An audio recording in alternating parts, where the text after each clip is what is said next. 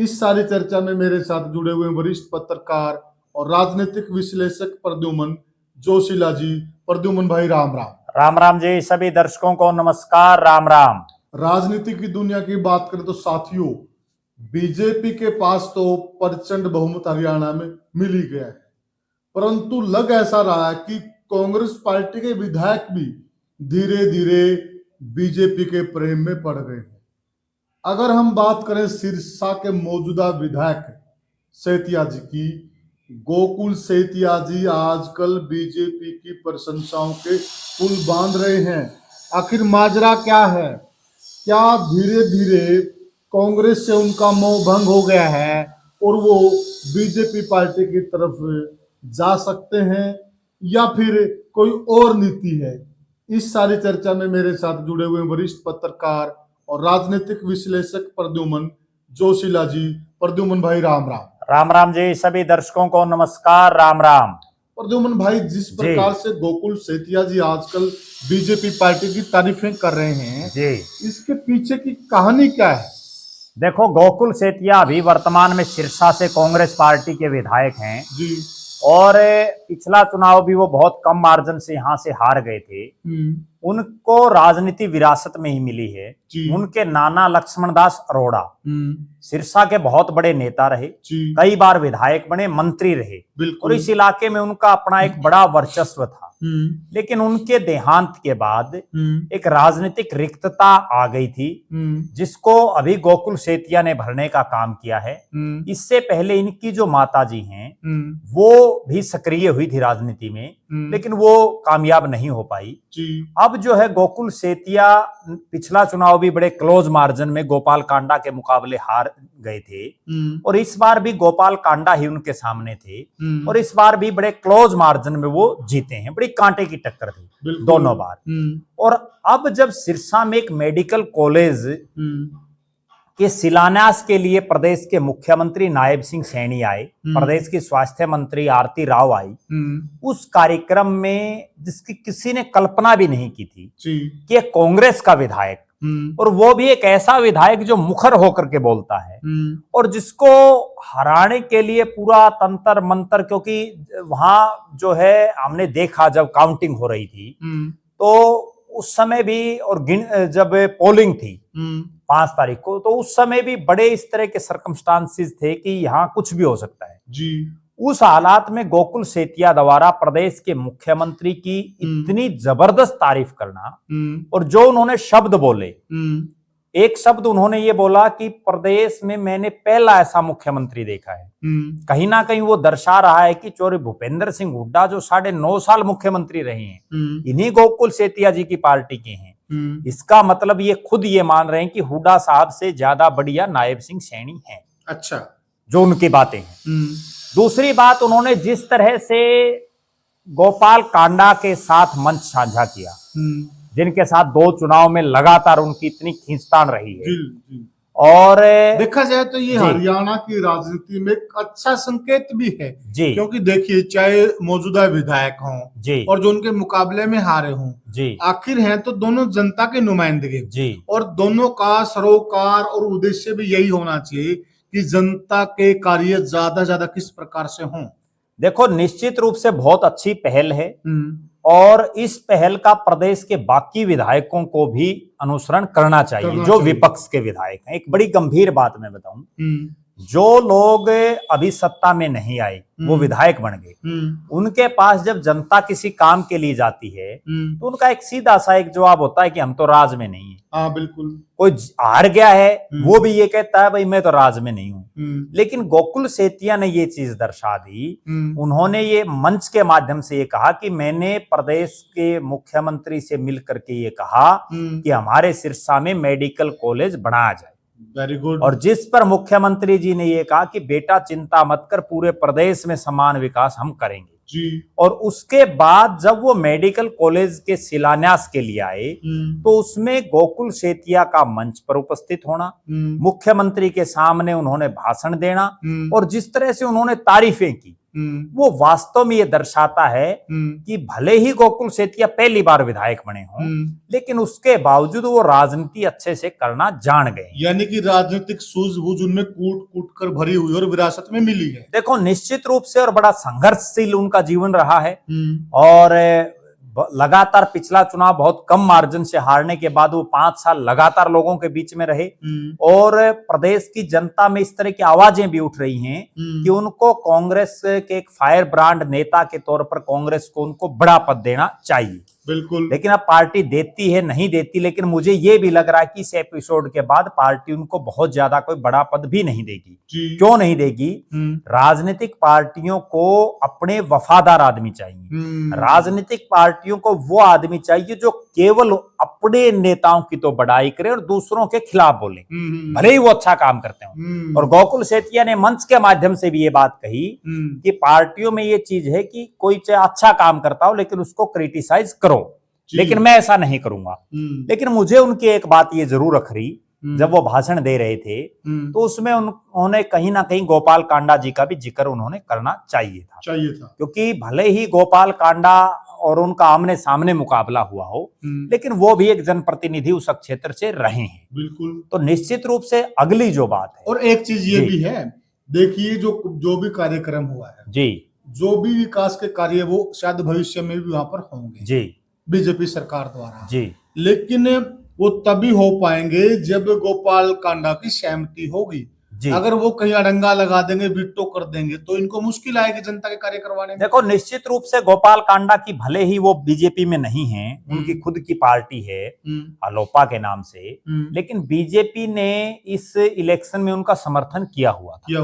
और वो प्रदेश के शायद वो नेता हों जिनका बीजेपी ने भी समर्थन कर रखा था और इनेलो ने भी कहीं ना कहीं उनका समर्थन कर रखा था। अशोक तंवर भले ही कांग्रेस में चले गए थे आखिरी समय में, लेकिन उनके समर्थकों ने भी गोपाल कांडा को वोट दिलाए जी।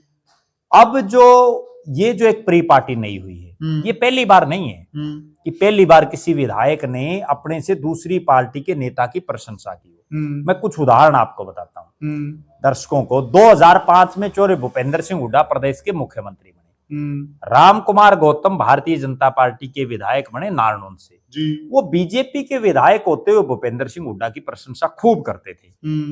उसके बाद 2009 में 5 विधायक हजका से जीते, लेकिन वो 5 विधायक कांग्रेस में चले गए जी। जीते तो हजका से, बिल्कुल, जैसे अब सेतिया साहब कांग्रेस से जीते हैं। अब भविष्य उनका क्या होगा वो तो आगे की बातें हैं। लेकिन उसके बाद वो 5 जो है दिन रात हुड्डा साहब के कसीदे पढ़ते रहे। उन्होंने एक बार भी ये नहीं कहा कि कुलदीप बिश्नोई या चौरी भजनलाल के परिवार का हमें धन्यवादी रहना चाहिए कि उन्होंने हमें विधानसभा में भेजा जी। जीते तो उस पार्टी से थे। राम कुमार गौतम भी बीजेपी से जीते थे। अगर बीजेपी उनको टिकट नहीं देती तो वो क्या पता चुनाव जीतते ना जीतते जी। उसके बाद अभी की ये जो पिछली विधानसभा की अगर हम बात करें, इस पिछली विधानसभा में भी जो जन नायक जनता पार्टी दुष्यंत चौटाला की, उसकी पार्टी से विधायक जीते, चाहे वो राम कुमार गौतम हो, उन्होंने भी जीते तो जो है जेजेपी से, लेकिन उन्होंने बीजेपी की खूब प्रशंसा की, मनोहर लाल खट्टर के खूब कसीदे पड़े। उसके बाद चाहे रामनिवास सुरजाखेड़ा हो, जोगीराम सिहाग हो, ये तमाम नेता जो है उनके कसीदे पढ़ते रहे, देवेंद्र बबली हो। अब फिर से वही सेम पैटर्न है, कोई नया नहीं है, सिर्फ इतना है कि अब कांग्रेस के विधायक बोल रहे हैं, क्योंकि तब कांग्रेस थोड़ी ही मजबूत थी, अब कांग्रेस खिंड बिंड हो चुकी है। अब जिस तरह से गोकुल सेतिया का एक बयान आया है, इसके 2-3 मायने हैं। एक बड़ा मायना तो ये है कि सिरसा में एक बड़ी गंभीर बात मैं दर्शकों को बताऊं, सिरसा और फतेहाबाद 8 विधानसभा क्षेत्र हैं और भारतीय जनता पार्टी का कोई भी विधायक नहीं है जी। बहुत अहम बात है ये। और इस लोकसभा में सांसद भी कांग्रेस पार्टी का है। यहाँ तो बीजेपी के पास पूरा खालीपन है। बीजेपी को तो कोई नेता चाहिए इस क्षेत्र में जी, जो कम से कम उनके कामों का गुणगान कर सके, उनके कामों को लोगों तक पहुंचा सके। यहाँ बीजेपी के जो बड़े 2 चेहरे थे, चाहे वो रणजीत सिंह हो, वो बीजेपी को छोड़ दिया उन्होंने। आदित्य देवीलाल को सरकार ने चेयरमैन लगाया, वो इनेलो में चले गए, इनेलो के विधायक हैं। उसके बाद जो बीजेपी के सुभाष बराला हैं, वो उन्होंने चुनाव नहीं लड़ा, राज्यसभा में हैं, वो भी उनकी गतिविधियां सीमित हो चुकी हैं। देवेंद्र सिंह बबली, दूड़ाराम, सुनीता दुग्गल, ये सब चुनाव हार गए। और उससे भी बड़ी बात, बीजेपी ने जिनको लोकसभा का टिकट दिया वो अशोक तंवर पार्टी छोड़ करके चले गए। तो वहां एक खालीपन है। वहां जो बीजेपी के बड़े नेता हैं, चाहे प्रोफेसर गणेश सी लाल हो, ठीक है, उनको राज्यपाल लगा दिया, राज्यपाल वो बने, मंत्री भी रहे, लेकिन अब वो कहीं जाते नहीं, तो उनका भी कोई जो है सिस्टम बचा नहीं। जगदीश चोपड़ा है, बुजुर्ग हो चुके हैं, कोई बहुत बड़ा लंबा चौड़ा खेल नहीं है राजनीति में। और सिरसा पूरे जिले में ओवरऑल बीजेपी के पास कोई मजबूत चेहरा नहीं, सिर्फ एक चेहरा दिखाई दे रहा है, वो है कप्तान मीनू बेनीवाल, लेकिन वो भी एलनाबाद तक सीमित है। और एलनाबाद में चूंकि अब कांग्रेस का विधायक बन चुका है, तो कहीं ना कहीं भारतीय जनता पार्टी को यहाँ एक ऐसा आदमी चाहिए जो इन 8 विधानसभा क्षेत्रों में कम से कम बीजेपी की ज्वाला को लोगों तक पहुंचा सके, बीजेपी की बातों को लोगों तक पहुंचा सके। प्रदुमन भाई देखिए, साहब को पता लगा कि मैं बाहर खड़ा हूं एयरफोर्स के, मैं दाद देता हूं ऐसी शख्सियत की। 3 मिनट वहां पे मेरी वेट करी इन्होंने, और जैसे एयरफोर्स से बाहर आए स्पेशल गाड़ी रोक के और मेरा मान सम्मान किया। आज परमात्मा की कसम खा के कहता हूं ऐसी शख्सियत मैंने नहीं देखी जिन्होंने इतना मेरा मान सम्मान किया। और इतनी बड़ी सौगात आपने सीएम साहब हमारे सिरसा को दी। नई सरकार बनते सार जब मैंने आपसे मांग भी रखी तो आपने कहा बेटा चिंता ना कर, सारा काम होगा, एक सम्मान, सबका विकास होगा, किसी से भेदभाव नहीं किया जाएगा। यही हमें चाहिए था साहब। मैं ये समझता हूं कि बहुत बढ़िया मुख्यमंत्री हमें मिले हैं। और मैंने तो विधानसभा के अंदर भी एक बात कही थी कि देखिए अगर कोई अच्छा कार्य करेगा तो गोकुल सेतिया उनमें से है कि कभी ये नहीं कि पार्टीबाजी देखते हुए एक या राग अपना लापते रहो कि विपक्ष को, अगर विपक्ष में है तो कमियां निकालते रहो, लेकिन अगर कोई अच्छा काम कर रहे हैं तो उसको अप्रिशिएट करना भी, ये भी हमारा फर्ज है। उससे हौसला बढ़ता है। जो व्यक्ति स्टेट चला रहे हैं उनका हौसला बढ़ता है जब हम लोग भी अप्रिशिएट करते हैं कि इतना बढ़िया काम हमारे सीएम साहब कर रहे हैं। मुझे ना जी यहाँ से सारी चीजें क्लियर हो जाती कि क्यों बीजेपी जीत रही है जी और क्यों कांग्रेस पार्टी हार रही है। जी देखिए, कांग्रेस पार्टी अभी तक विपक्ष का नेता नहीं बना पाई। जी इन लोगों ने उन क्षेत्रों में काम करना शुरू कर दिया जहां पर बीजेपी हारी और कमजोर है जी, क्योंकि यह कार्यक्रम साफ साफ इस बात का संकेत कर रहा है, जो आप इशारा कर रहे हैं जी कि वहां पर वो जो जमीन उनसे चली गई है, दूर चली गई है जी, उस जमीन को, उस वोट बैंक को दोबारा हासिल करने के लिए बिल्कुल जोर आजमाइश शुरू हो गई है। बिल्कुल निश्चित रूप से जो जहां जहां भारतीय जनता पार्टी कमजोर है। देखिए एक बड़ी गंभीर बात बताऊं, प्रदेश में 37 विधायक हैं कांग्रेस के, मुख्यमंत्री जी और भी तो बहुत जगहों पर गए हैं, वहां कांग्रेस के किसी विधायक ने अभी तक मुख्यमंत्री की प्रशंसा नहीं की, बाकी 36 ने। बिल्कुल। यहाँ क्यों डोरे डाले जा रहे हैं? यहाँ डोरे इसलिए डाले जा रहे हैं, एक तो गोकुल सेतिया का खुद का पर्सनल वोट बैंक है, बिल्कुल, क्योंकि वो लगातार दोनों चुनाव बहुत क्लोज मार्जिन रहा है दोनों बार, बिल्कुल सही। और उनके परिवार की एक बड़ी राजनीतिक विरासत है। अगली बात, बीजेपी को यहाँ नेताओं की जरूरत है। अब मान लीजिए कोई ऐसा विधानसभा क्षेत्र लाडुआ, अब लाडुआ में तो खुद सीएम जीते हुए, वहां जरूरत नहीं है बीजेपी को। या हम अंबाला के क्षेत्र की बात कर लें, वहां बहुत सी सीटें बीजेपी जीती हैं, तो उनको जरूरत नहीं है। अहिरवाल की हम बात कर लें, लगभग सारी सीटें बीजेपी जीती हैं, एक नांगल चौधरी को हम छोड़ दें तो वहां भी बीजेपी को कोई बहुत बड़ी जरूरत नहीं है। ये वो क्षेत्र है, चाहे वो हिसार का क्षेत्र हो, चाहे वो जो है आपका फतेहाबाद का क्षेत्र हो, चाहे वो आपका सिरसा का क्षेत्र हो, जहां भारतीय जनता पार्टी अभी कमजोर स्थिति में है। हिसार में भी 7 में से 3 ही जगह बीजेपी जीती है, तो हिसार में भी कमजोर है निश्चित रूप से, 50% से भी नीचे मामला। तो कहीं ना कहीं बीजेपी इन क्षेत्रों पर विशेष ध्यान दे रही है। और जिस तरह से, यूं नहीं, एक और बड़ी खास बात कि गोकुल सेतिया एक विधायक हैं, कि वो विधायक जी आगे और उन्होंने भाषण दे दिया कि मुख्यमंत्री जी को इस चीज का पता ही नहीं हो। 1-1 मिनट की सीआईडी रिपोर्ट होती है। अगर इतना ही सरकार के पास तंत्र मंत्र नहीं है कि गोकुल सेतिया आएंगे और वो ये बोलेंगे, यूं मंच पे उनको कौन चढ़ाएगा? वो तो कांग्रेस के विधायक, क्या पता वहां मंच पर कुछ और भी बोल देते। रामकुमार गौतम बोल देते हैं कई बार, बोल देते हैं, तो उसको सतर्क भी रहना पड़ता है। मेरा ऐसा मानना है कि गोकुल सेतिया को भी इस चीज का आभास हो चुका होगा कि कांग्रेस का भविष्य भी बहुत उज्जवल दिखाई नहीं दे रहा, डूबता हुआ जहाज। और कहीं ना कहीं बीजेपी लंबे समय तक जो है सत्ता में रहेगी।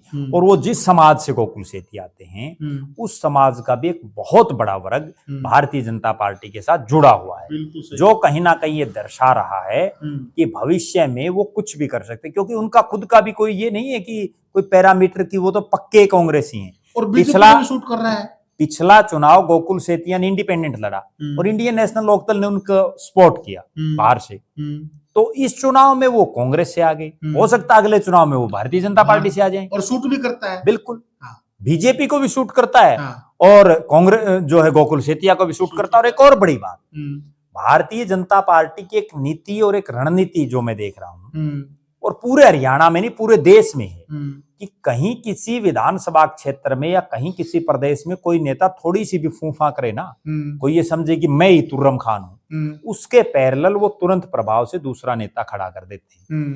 गोपाल कांडा चूंकि वो बीजेपी में तो है नहीं, उनकी तो अपनी पार्टी है ना, वो पार्टी को मर्ज कर रहे। ये कारण है सबसे बड़ा गोकुल सेठिया के कार्यक्रम में सीएम साहब का जाना जी। तो उसके बाद क्या था कि वहां जो गोपाल कांडा है उनकी भी कोई विश्वसनीयता नहीं है। वो पहले चौटाला परिवार के बहुत नजदीकी थे, उसके बाद वो इंडिपेंडेंट जीते चौरे भूपेंद्र सिंह हुड्डा की गुणगान करने लगे, फिर उन्होंने अपनी पार्टी बना ली। कभी वो अभय सिंह चौटाला की सपोर्ट ले लेते हैं, कभी वो बीजेपी की सपोर्ट ले लेते हैं, तो स्टैंड तो उनका भी नहीं है। तो यहाँ वो ज्यादा फूफा ना करें, बीजेपी इसलिए उनको ये दिखा रही है कि अगर आप थोड़ा सा भी हलचल करोगे तो दूसरी तरफ से दरवाजे खुले हैं। हम ये भी कह सकते हैं कि जो पुराना देवीलाल का गढ़ है जी, कहीं बीजेपी की उसमें सेंध लगाने की भी कोशिश है। देखो भारतीय जनता पार्टी ने पिछली बार एक इंटरनल सर्वे करवाया जिसमें बीजेपी के सामने 3 और 3 यानी 6 जिलों में ये आया कि इन 6 जिलों में अभी समस्या है पार्टी को स्थापित होने में। 3 जिले रोहतक, सोनीपत, झज्जर जो चौर भूपेंद्र सिंह हुड्डा का गढ़, और 3 जिले हिसार, फतेहाबाद और सिरसा जहां चौधरी देवीलाल के परिवार का अपना एक वजूद रहा है जी। उन्होंने उसमें धीरे धीरे जो है अपने पैठ जमानी शुरू की। अब परिणाम ये पिछली बार की बातें बता रहा हूं। इस बार हुआ क्या कि सोनीपत को उन्होंने हुड्डा के हाथों से खींच लिया, बिल्कुल। हिसार को भी 35% के आसपास खींच लिया अपनी तरफ, और अब बच गया आधा हिसार और सिरसा और फतेहाबाद, और अगला बच गया रोहतक जिला। हिसार को भी तो हम 50 कह सकते हैं, वो तो इन्होंने टिकट नहीं दी शास्त्री जिंदल को। हाँ, वो टिकट है और भी टिकटें गलत बटी, वो एक अलग बात है। लेकिन परिणाम की हम बात कर रहे हैं। और उसके बाद एक रोहतक जिला जहां जो 4 विधायक हैं वो कांग्रेस पार्टी के हैं, और जो झज्जर है उसमें भी बहादुरगढ़ में निर्दलीय जीते हैं। तो कहीं ना कहीं इनको अब जो अगली जो मैं जो समझ पा रहा हूं, इन 5 जिलों में भारतीय जनता पार्टी अगला जो इनका 5 साल का कार्यकाल है इनमें विशेष फोकस रखेगी, नए नए लोगों को अपने साथ जोड़ेगी। जिन 5 जिलों को मैं दोबारा दोहरा देता हूं, जिसमें हिसार, फतेहाबाद, सिरसा, रोहतक और झज्जर, ये 5 जिले ऐसे, क्योंकि मेवात को वो अभी नहीं छेड़ेंगे, क्योंकि उनको ये पता है कि मेवात में बहुत ज्यादा मेहनत करने की अभी जरूरत है, वहां तो बड़ी बुरी हार हुई है भारतीय जनता पार्टी की। और इन 5 जिलों में अगर बीजेपी थोड़ी थोड़ी भी प्रयास करेगी तो वो परिणाम जैसे सोनीपत में बदले इस तरह से इनके पक्ष में आ जाए, जैसे जींद में बदले। मेवात में संघ लगा हुआ है, वो संघ के मार्फत जो काम करवाना वो करवा रहे हैं जी, ठीक है जी। और मेवात में जो इस बार कांग्रेस को ज्यादा वोट गया है, क्योंकि जो मेवात में कांड हुआ था उस प्रकरण के तहत उनको जाना था और बीजेपी को भी मालूम था, इसलिए आप ये देखिए कि बीजेपी ने चुनाव को बड़े स्मार्टली ढंग से लड़ा। उन्होंने मेवात में अपना टाइम भी नहीं खराब किया, टाइम नहीं खराब किया। बिल्कुल, इसीलिए बीजेपी हर चीज को मैनेजमेंट और मार्केटिंग 2 ही फंडों पर लड़ रही है।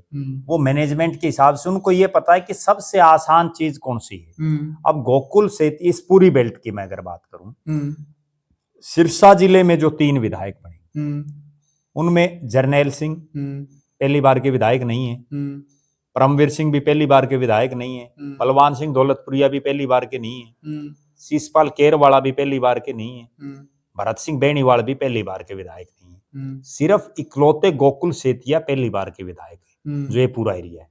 तो सबसे पहले आप जो कमजोर जो कड़ी है या जो राजनीति में सबसे नए हैं, आप उनको अपनी तरफ आकर्षित करो। और उससे क्या है कि बड़े को अगर एकदम आप कहोगे तो उसके हो सकता है डिमांड भी बहुत ज्यादा हो, कई बार ये भी तो चीजें होती है ना। तो राजनीति में दूसरी बड़ी बात, मैं एक चीज पर ये हम एक एंगल से बात करें कि कहीं गोकुल सेतिया भविष्य में बीजेपी के प्रत्याशी ना हो जाए। दूसरा एंगल अगर इसका देखें तो उन्होंने एक नई प्री पार्टी को जन्म दिया, उन्होंने बहुत बढ़िया काम किया और विपरीत हालातों में जब आप दूसरी पार्टी के विधायक हैं तो भी आप प्रदेश का मुख्यमंत्री की जाकर के मंच पर प्रशंसा करते हैं, कहीं ना कहीं ये दर्शा रहा है कि आप राजनीतिक रूप से मैच्योर हो चुके हैं जी। इस बात का दूसरे विधायक भी अगर अनुसरण करेंगे, क्योंकि एक बड़ी गजब में बात बताता हूँ। अब कहीं कोई पत्थर लग गया है, मान लीजिए उस मेडिकल कॉलेज पे पत्थर लगेगा तो उसमें गोपाल कांडा का तो नाम लगेगा नहीं, वो तो विधायक तो गोकुल सेतिया है। ये जो बाकी विधायक हैं विपक्ष के, ये भी अगर इसी तरह से मुख्यमंत्री से घोषणाएं करवा के अपने अपने इलाकों में काम करवाएं, पत्थर तो इन्हीं का लगेगा और पूरी जिंदगी याद रहेगा, लोग पढ़ेंगे उसको, देखेंगे जी। लेकिन अब वो बाकी विधायक कितना अनुसरण मुझे नहीं लगता कि करेंगे, क्योंकि बाकी एक बार बहुत से नेता तो इस तरह के हैं कि वो नेता ना होकर के जो है अपनी अपनी पार्टियों के दब्बू किस्म जो हो जाती है ना, वो केवल दब के सिर्फ, बहुत से तो ऐसे विधायक हैं उनको ये पता ही नहीं कि आप भी विधायक हो जी, वो तो पिछली कुर्सियों पे जाकर बैठ जाते हैं, बिल्कुल बिल्कुल, जबकि विधायक तो सारे विधायक हैं। बिल्कुल बिल्कुल, लेकिन नहीं है कई लोगों को। तो निश्चित रूप से एक नई प्री पार्टी को जन्म दिया है गोकुल सेतिया ने, और इस चीज पर बड़ी निगाहें हमारी रहेंगी कि ठीक है ये पहला कार्यक्रम था जिसमें वो आए, इसके बाद वो कांग्रेस के पक्ष में ज्यादा बोलते हैं या वो भारतीय जनता पार्टी के प्रदेश के मुख्यमंत्री नायब सैनी की प्रशंसा करते हैं। इस चीज पर आगे भविष्य में तय हो जाएगा कि अगला जो कमल का फूल लेकर के वो कहीं गोकुल सेतिया ही तो नहीं आएंगे। जी, बहुत जरूरी बात और वही बहुत सही बात की तरफ प्रद्युमन भाई इशारा कर रहे हैं साथियों, क्योंकि इसमें भी मैं एक खास बात बताता हूँ, जो मैंने बीच में एक उदाहरण दिया कि जिन जिन नेताओं ने पीछे अपने से दूसरी पार्टी के नेताओं की प्रशंसा की, उन्होंने अगला चुनाव उन्हीं पार्टियों की टिकटों पर लड़ा। राम कुमार गौतम 2005 में बीजेपी के विधायक थे, हुड्डा साहब की प्रशंसा की तो कांग्रेस से चुनाव लड़ा 2009 में। बिल्कुल, विनोद भ्याणा, सतपाल सांगवान से लेकर के राव नरेंद्र और धर्म सिंह छोकर और जिलेराम शर्मा, ये 5 विधायक जो है गए कांग्रेस भाजपा से कांग्रेस में। इनमें से जिन जिनको बहुतों को कांग्रेस ने टिकट दी अगले बार के टर्म में, उसके बाद अब राम कुमार गौतम हो, देवेंद्र बबली हो, दोनों को भारतीय जनता पार्टी ने टिकट दी। जोगीराम सियाग ने भी प्रशंसा तो खूब की लेकिन उनको टिकट नहीं मिली। तो कहीं ना कहीं अगली बार जिस ढंग की प्री पार्टी पर वो चले हैं, अगर भविष्य में भी 1-2 बार और ये संकेत मिले तो निश्चित रूप से समझ जाना चाहिए कि सिरसा शहर में जो बीजेपी का कमल उठाए घूम रहे हैं, उनको फिर वो कमल ही अगली बार फिर उठाए घूमना पड़ेगा। टिकट तो गोकुल सेतिया ले जाएगा, हो सकता है जी। तो साथियों, हमने चर्चा की कि गोकुल सेतिया के हिसाब से या गोकुल सेतिया के रूप में बीजेपी को कहीं न कहीं सिरसा के अंदर अपना एक सिपाही नजर आ रहा है जो भविष्य में उनके काम का हो सकता है, और इसमें गोकुल सेतिया का भी नुकसान नहीं, क्योंकि आखिर जनता के काम करवाने हैं और जनता के काम तो सत्ता के साथ जुड़ेंगे, सत्ता के साथ अच्छा तालमेल रखेंगे तभी तो बनेंगे ना। तो वो भी सही कहीं न कहीं अपने मार्ग में सही दिशा में जा रहे हैं। आपको क्या लगता है कि धीरे धीरे चोई देवीलाल की जमीन को खिसकाने का जो जुगाड़ भाजपा पार्टी ने कर दिया है, क्या उसमें वो कामयाब होते हुए दिखाई दे रहे हैं? तो हमें कमेंट सेक्शन में जरूर बताइएगा और वीडियो को ज्यादा से ज्यादा शेयर कीजिएगा, चैनल को सब्सक्राइब कीजिएगा। तो साथियों, फिर किसी मुद्दे पे हम आपसे मुखातिब होंगे। तब तक के लिए साथियों, राम राम। राम राम।